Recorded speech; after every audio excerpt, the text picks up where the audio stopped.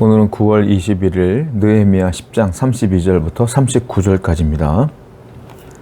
32절이에요. 우리가 또 스스로 규례를 정하기를 해마다 각기 세겔의 3분의 1을 수납하여 하나님의 전을 위하여 쓰게 하되, 백성들은 이제 하나님 말씀대로 살기로 결정을 하고 임봉했습니다. 그 명단을. 그리고 그들이 또 결단을 해요. 그들은 이제 하나님의 성전을 중요하게 여기며 그 성전 속에서 하나님의 은혜를 간구하게 됩니다. 그러면서 그들이 결정한 것이 있는데요. 무엇이냐면 이제 그들이 스스로 규례를 정합니다. 자기들끼리. 그래서 이렇게 말하죠. 이제 세겔의 3분의 1을 수납하여 하나님의 전을 위하여 성전세를 내겠다. 왜냐하면 성전 유지를 위해서 돈이 필요하잖아요. 사람들이 모이는 공간이다 보니까 건물 유지비가 필요하지 않습니까? 그 유지를 할 수 있도록 우리가 성전세를 내겠습니다. 라는 거예요. 하나님께 예물을 드리겠다라고 스스로 고백을 하는 것이죠. 왜냐하면 이제 그들의 삶의 근간을 이루는 것은 하나님 말씀이에요. 그 말씀이 선포되는 곳은 성전이에요. 그리고 하나님의 은혜가 흐르는 곳은 성전이에요.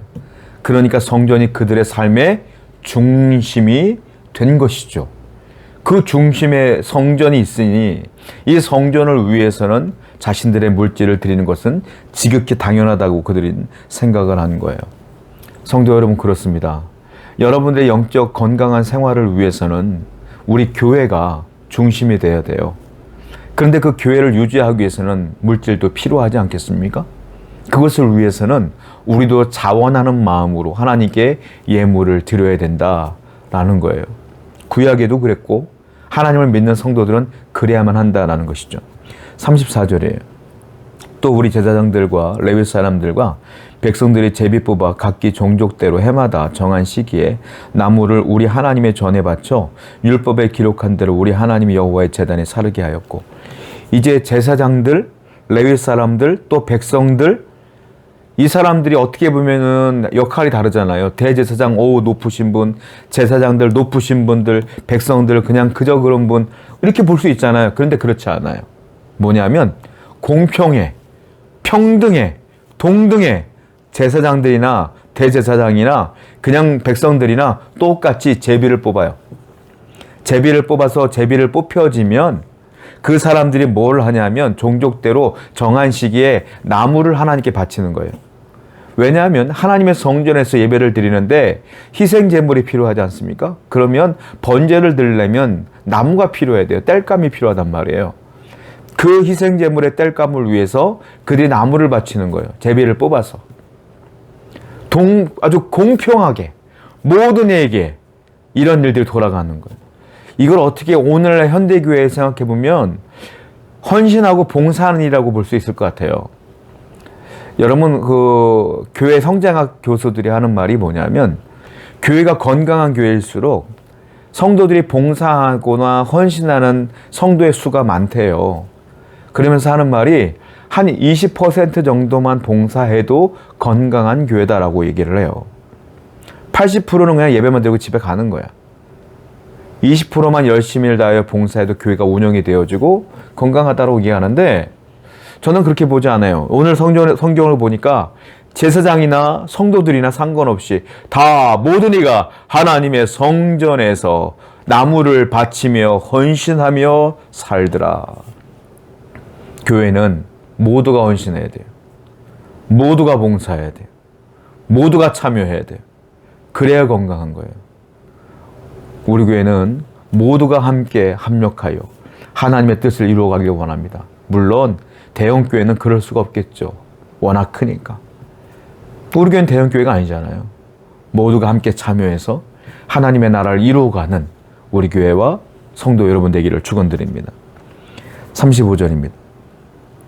해마다 우리 토지소산의 만물과 각종 과목의 첫 열매를 여호와의 전에 드리기로 하였고, 또 그들이 어떻게 결정을 하냐면 이스라엘 백성들이 하나님께 첫 열매를 드리기로 결정을 했다. 왜? 말씀에 써 있거든요. 하나님 말씀에 토지 소산의 첫 열매를 드리라고 했기 때문에, 성전세를 드리라고 했기 때문에 그들은 그 말씀대로 따르기로 결정을 하는 거예요. 첫 열매를 드린다는 게 무슨 말이겠어요? 과실에서 처음으로 난 열매를 하나님께 드리는 것이죠. 그럼 무슨 말이냐면 이 열매를 맺게 하신 것은 하나님이십니다 라는 거예요. 즉, 이 소유권을 하나님께 인정해 드리는 것이죠. 무슨 말이에요? 이 첫 열매라는 건 뭐냐면 소유주는 하나님. 그러니까 하나님 가져가시고, 그리고 나는 관리자. 나머지 것을 갖고 먹고 살게요, 이 말이에요. 이건 믿음의 고백이에요. 항상 그들의 마음 가운데는 하나님이 이 땅의 모든 것들을 소유하신 분, 나는 대신 청지기로서 관리하는 자라는 마음으로 살았다라는 겁니다. 믿음이 없는 분들은 어떤 생각을 합니까? 이 돈도 내 돈, 이 돈도 내 돈, 내가 일군 거니까 다 내 거. 그러니까 하나님께 드릴 생각이 없죠. 내 거니까. 그러니까 믿음 있는 분들은 어때요?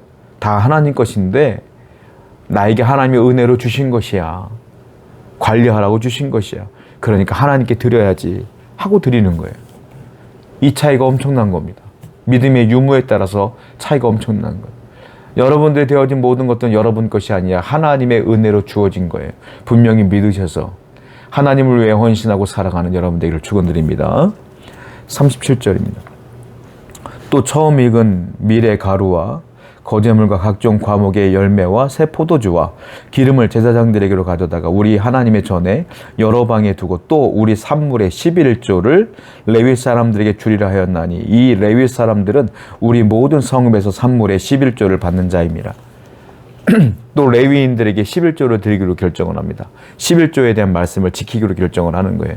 왜냐하면 그 11조를 가지고 레위인들은 직업이 없어요. 성전 섬기는 일에 집중하기 때문에 먹고 살 여력이 없어요. 직업이 없어요. 땅도 없어요. 하나님이 레위 지파엔 땅을 안 줬어요. 그러다 보니까 농사 지을 땅도 없으니까 이 사람들을 백성들 나머지 11지파가 먹여 살려야 돼. 뭘 드립니까? 11조를 드리는 거예요.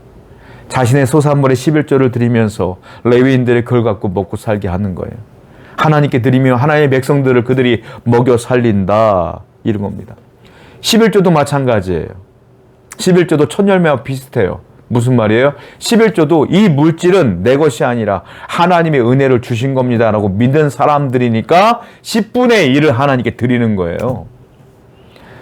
성도들 가운데 11조를 안 드리는 분들이 있어요. 11조를 왜 드립니까? 하고 따지는 분들도 있어요. 11조를 안 드리는 이유에 대해서 검색하는 분도 있고요. 그런 책들을 찾아보는 분들도 있어요. 성경에 있는 이유가 11조를 드리는 이유 때문이 아니라 11조를 드려야 되지 말아야 될 이유를 찾느라고 성경을 읽는 분들도 있더라니까요. 거짓말 같죠? 진짜 있어요. 11조를 안 드리는 것은 뭐와 연결되느냐? 아까 말씀드린 것처럼 믿음과 연결돼요. 믿음이 없으니까 안 드리는 거예요. 이건 하나님 겁니다라는 믿음이 없으니까 내 거라는 생각이 있으니까 안 드리는 거예요. 여러분 계속 그렇게 사시면 이건 내 겁니다, 내 겁니다라고 사시면 하나님이 나중에 다 걷어가면 어떡합니까? 그러니까 지금부터라도 이 모든 건 하나님 것인데 내게 은혜를 주셨으니 하나님께 드리며 살겠습니다라는 고백으로 살아갈 때 하나님께서는 약속했어요. 11조를 드려봐라. 내가 네 창고에 복을 쌓아두나 안 쌓아두나 나를 한번 시험해봐라. 엄청나게 내가 복을 주겠다 약속해 주셨어요. 그 믿음이 있으면 드릴 수 있어요. 항상 하나님을 위하여 그 믿음을 갖고 살아가는 여러분들에게 축원드립니다. 기도하겠어요. 하나님 아버지요, 하나님께 드리는 물질, 하나님께 드리는 모든 내 마음의 헌신, 이 모든 것들은 믿음이 근간을 이루어야지 가능합니다. 우리에게 청지기로서의 믿음을 주시고 이 모든 것이 하나님의 은혜라는 것을 기억하며 살게 해주시옵소서. 예수님의 이름으로 기도드렸습니다. 아멘.